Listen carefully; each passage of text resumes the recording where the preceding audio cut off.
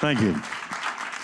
Amazing stuff. Welcome to a brand new edition of Build. I'm Kevin Kenny. We are joined today by a two-time Grammy Award winner and the man, the jazz singer that the New York Times recently said is the man to beat today, Mr. Gregory Porter. Is that what they say? I hope that nobody tries to beat me. Yeah, right. Very competitive out there these days, it sounds like, according to the Times. But thank you so much for stopping by, Greg. This is a tremendous body of work you've put together. And what's so cool about it coming out, it's been out since October, of course, available, and you've been touring off of this as well as of recently. But what I love about the holiday season is it's sort of a return to home. It's our opportunity to return home, whether you're lucky enough to have a family to return to, or maybe just a return to self. Yeah. And this album comes along in this holiday season, and that's what you're doing. You're returning to yourself. You're returning to your roots. Yeah. And I got to start with what has to be probably one of the biggest, most important days or moments of your life. You're 5. Your mom's at work. You make this little song up in your head. You have a tape recorder to record it on, and your mom walks through the doors coming home from work. You got to tell us the story. What happens next? She said, after listening to Dreamboat, I called my song. You know, what did I know about love and dreaming or anything, really?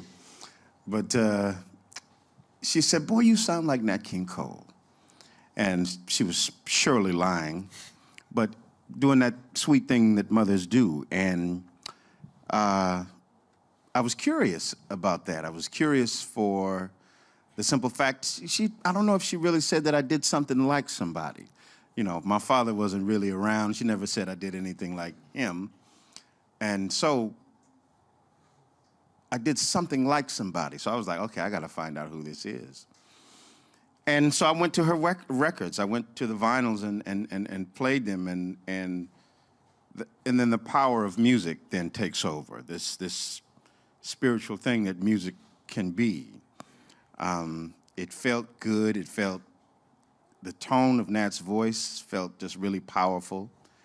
And the lyric, to the degree that I could understand it, was just for me. And it was what I needed to hear. Pick yourself up, dust yourself off, start all over again.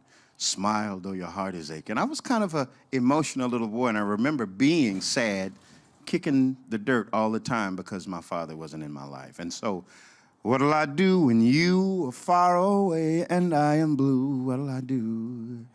What'll I do with just a photograph to tell all my troubles to? That meant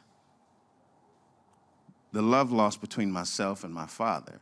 It wasn't a romantic love that I was thinking of when I was listening to Nat's music. Right. Yeah. And I'm so happy you've been so outspoken about that thing, right? That special connection that music can make, where in place of a parent sometimes, as was your case, as was the case with me, and I think a lot of music fans, they can serve as an adult or mentor, and that was certainly that for you. I do have to ask you though, do you remember how Dreamboat went? Yeah. Can you sing a little bit of Dreamboat, the first ever Gregory Porter song?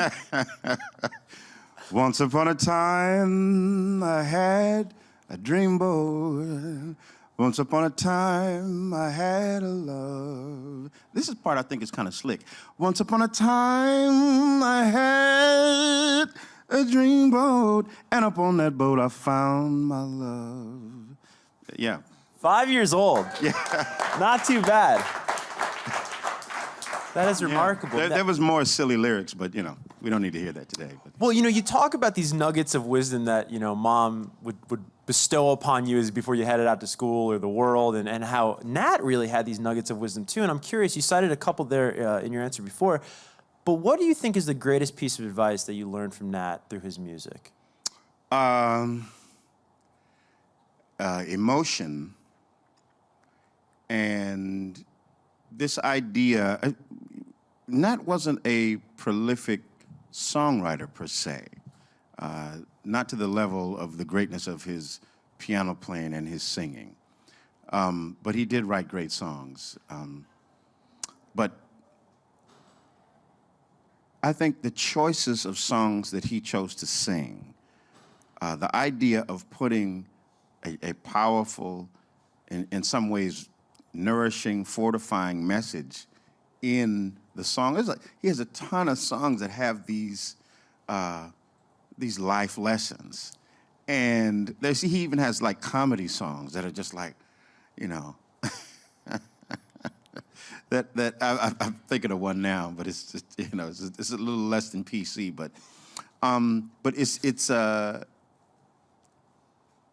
that's something that has influenced me. If you like No Love Dying, there will be no love that's dying here. If you like No Love Dying, then that comes from the idea of Nature Boy. If you love, the song I wrote for my son, Don't Lose Your Steam, then the inspiration of that comes from Pick Yourself Up, because I'm saying the same thing. Don't lose your head of dreams, don't lose your head of steam. That's basically, will you remember the famous men who had to fall to rise again? That's the same, I'm saying the same thing. Yeah. Yeah, so the inspiration starts another way, and I'm just making a modern, and it's something that I didn't do consciously. What goes in, what comes into you, the paint that is put up on your canvas will be visibly there in the picture that you become later. So that's beautifully put. yeah, well, Really? that's a song of mine called Painted on Canvas. There you go. I'm plugging, baby. I'm plugging. You're good at this. You're good at this. Well, you talk about, you taking the inspiration from Nat's music and then making it your own, but it going back to, hearkening back to these lessons that he taught you. I see that as you as an artist paying that forward because, I'm sure you've given thought to this, but you could be, there could be a new 5-year-old out listening to your music and writing his own dream or her own dreamboat right now. It's a funny thing. It happens. Now with social media, it absolutely happened. I came to Nat's music long after he was dead. But with social media now, I have this opportunity to hear, to get those messages from the parents that, it literally sometimes they say, can you call my son? Can you tell him, don't lose your steam? Can you? And I've done it. Have you really? You picked up the phone, called a fan? Yeah. I thought, and and they've come to concerts but not just that, but the idea people listen to music so intimate, in intimate ways, I get messages it's like, at the birth of my child, your record was playing. When we got married, Yeah. Literally everything that you can do, People just like, yeah. Well, you know why I think that is, though, and why your music soundtracks so many intimate, significant moments in people's lives? It's something you've been outspoken about in past interviews of yours, of really being adamant about putting your own life experiences in music to create something that is unique to you, that no one else can create. Can you sort of talk about that? Well, I think there's two things we're talking about. I think for the artist, whatever it is that is your craft, the idea of allowing yourself to pull from your own life experiences, that's what makes you unique. At the moment at which I decided to go to the roots of who I am, which was kind of this country gospel blues that comes from Bakersfield, California, which is a transplantation of the South, Texas, Louisiana, Arkansas,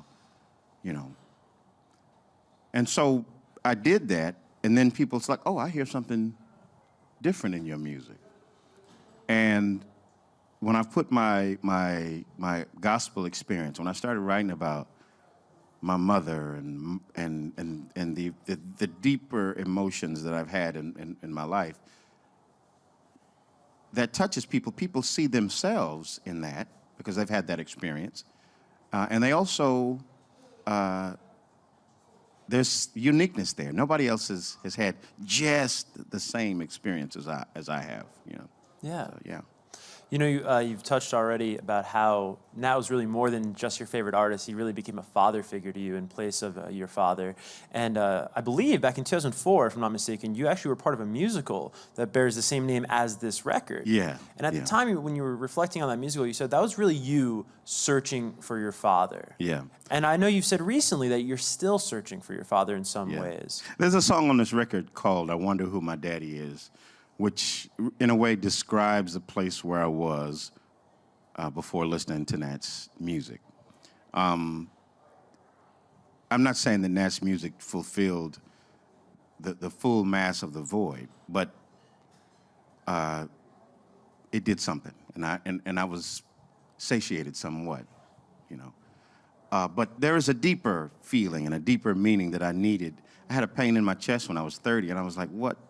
I went to the doctor, and they were like, there's nothing wrong. You're completely healthy. It's like, I'm going to send you to the therapist. They were like, you know, and she went down the list, and then she got to talking about my daddy. And then I was like, oh! So that's what the pain was.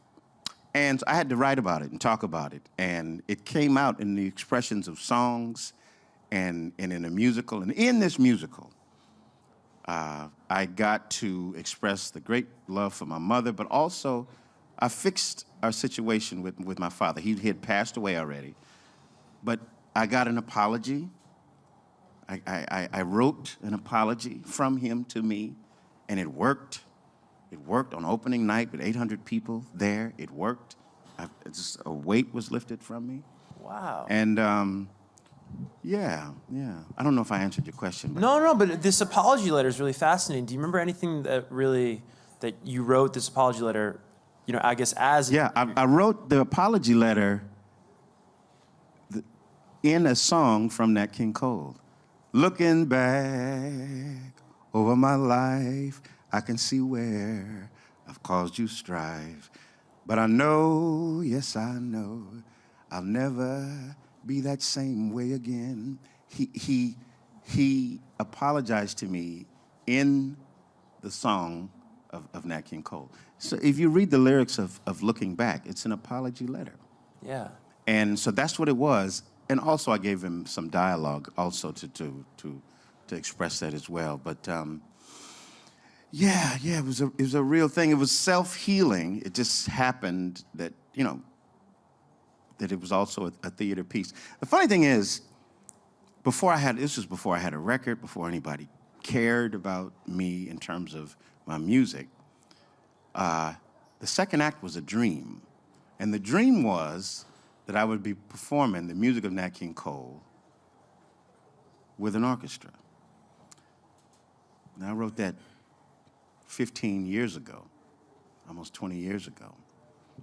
And so that's what this record is, the fruition of that dream. Yeah. That's special, man. Yeah, it's kind of cool. Yeah. Congratulations. Thank you. That's amazing. Yeah. I got to ask you about a moment that we saw here in the Open, where you're in the bowels of Capitol Records, one of the most iconic buildings, not only in Los Angeles, but really the world of music. And you got to check out the master recordings of Nat King Cole. And I mean, you know where my mind went? Is I went back to a 5-year-old Gregory, when you're sneaking into your mom's record collection and you're holding one of those records for the first time. Yeah. What did that feel like when you're holding the master recordings? Crazy. It's like, we used to ride by the Capitol building in the back of my mother's station wagon, myself and my brother, Lloyd, who's somewhere around here. But we used to sit in the back of the station wagon. We were always, this is before, like, you had to legally wear seatbelts. We didn't have no seatbelts. We were laying in the back of the car. My mother loved us. She just didn't make us wear seatbelts. And we would pass by this building. We used to, I remember asking, I was like, man, what is that spaceship, you know? She was like, it's a music house, honey. And it's called, she didn't say, but I learned later on, the house that Nat built. And so to be in that building and going through the masters of the master and, holding, the master of Nature Boy, that's crazy to me. Because in a way, that's the foundation of, like, my musical understanding. I mean, I had been doing a little gospel, 5 or 6, 7 years old. But, once Nat music came, that was like a thing for me, It was that. Yes, I listened to Michael Jackson and Stevie Wonder, and, all of that stuff was there as well. But this was some music that was somehow important to me at that time. Yeah. Well, if you're watching right now and you're a fan of Nat King Cole and Me, you can actually see Gregory in person on tour. I mean, you never stop touring, as we were joking in the back. Call it a winter tour, a spring tour. It's really, you're always on the road performing for people. But a date that I'm really excited about, we're doing this interview right now in New York City. You're going to be playing Carnegie Hall on Valentine's Day. Yeah. So anyone watching right now, if you want a great idea for your significant other, Valentine's Day at Carnegie Hall, good New York idea. City. What is that going to be like? I'll be doing music from all of my records. But the idea of my shows on Valentine's Day are about universal love in all forms, brotherly, motherly. I'm just the idea and the concept of love, and so yeah, that's what I'll be talking about, and singing about. Awesome. And then there's a bunch of dates. I just highlighted that one, but they're all available online, of course, across your social media if you want to check it out. Yeah. We do have time now for a couple studio questions, so let's get to the first one up front right here. Hey, Gregory, thanks so much for being here today. The record is beautiful. Thank you. I want to ask you, in this day and age with digital music and iTunes, it can be so disembodied, and you were talking about picking up your mom's records and interacting with them. Is it important for you to have your record out on vinyl? Yeah. It's been a thing for me. In a way, it kind of slows you down, and for me, it's a richer, warmer sound. But it's very purposeful. Laying the vinyl onto the player and dropping the needle down. Somewhere I didn't feel like a real artist until my stuff was on vinyl. But I think. I like the idea of, real instruments and just the authenticity of vinyl. This is just the authentic approach to music, period. Now, I love dance music. I love, all different expressions, but, just the orchestra and me, and sometimes solo piano and me, that just feels right. Yeah. Awesome. Second question, where does this come from? Hello, how are you? I'm great, man. Thank you. Good. You know how like fashion and I guess movements go through a cycle of life. It reverts going back to the basics or the roots. Do you feel like the music industry nowadays, is that going through that cycle? Or do you see it coming? And are there any artists that particularly are kind of like a stamp in that cycle? Like Michael Jackson and Nat King Cole were a stamp in a cycle of, influential music. Do you feel anyone nowadays, or do you know of anyone, or do you have any opinion on that matter? Of going back to just the roots and the real. Is that what you mean? Yes, this guy Gregory Porter. No, no. I won't speak of anybody specifically, but I would hope and I think that people will, that the industry will go towards a place of saying something real, not just to sell records. I think people are craving that, which is why I wrote Liquid Spirit. I mean, the song is in a way is about that. Reroute the river, let the damned water be. There's some people down the way that's thirsty, so let the liquid spirit free. The people are thirsty because of man's unnatural hand. Watch what happens, watch what happens when the people catch wind of the water hitting the banks of that hard, dry land. What I'm saying in that lyric, in that poetry, is that people are hungry for something real. And when it happens, it can be, it can be good. I think that's one of my, I didn't intend for it to be like a crossover or a really great hit for me, but it was. We sold millions of that song because they got the idea, and they like the hand claps too. We have time for just one more studio audience question right here. Hi. Wanted to ask you, if Nat King Cole were alive today, then what do you think he would, tell you, like maybe some advice or? Well, this is a thing. I think he would for surely without question, hear his influence in this record. But he could go to any one of my records and hear his influence, even in my writing. Even if it wasn't a song that Nat King Cole wrote, he made it popular and brought it to my attention. And so many of my thoughts, sometimes for an artist, to go into a particular direction, he has to be sanctioned in a way, maybe by another artist or by a predecessor, you know, whatever any even avant-garde artist will tell you. He is walking in some footsteps that were there before he came, no matter who it is, except God. But I think he would hear in a song like When Love Was...